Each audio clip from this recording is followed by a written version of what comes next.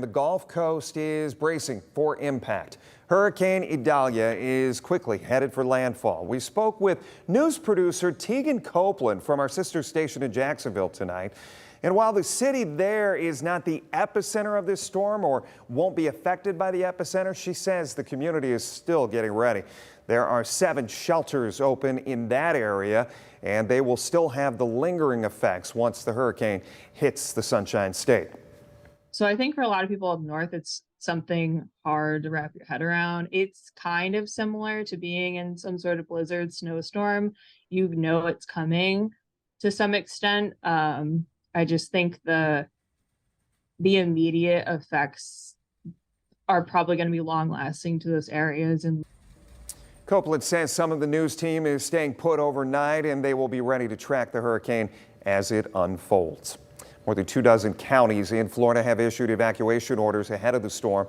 The National Weather Service is warning of life-threatening storm surge, hurricane-force winds, flooding, even tornadoes.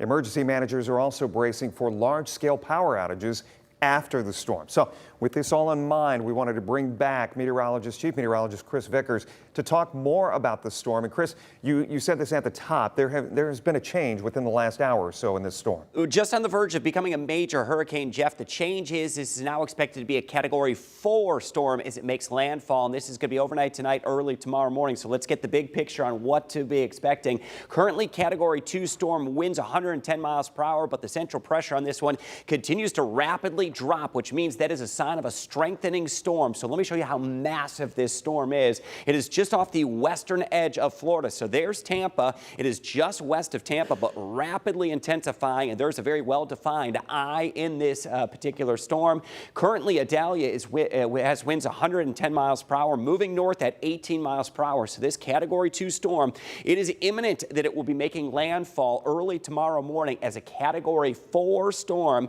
And with that, it may bring a catastrophic storm surge, perhaps up to 15 feet or greater. Our hour-by-hour forecast, watch the center of this one. The eye is going to make landfall as we go into tomorrow morning. And again, this is toward the Bend area of Florida. Once it makes landfall, torrential rainfall, high winds, power outages will be possible across the state of Florida, up into Georgia, and perhaps even into the Carolinas.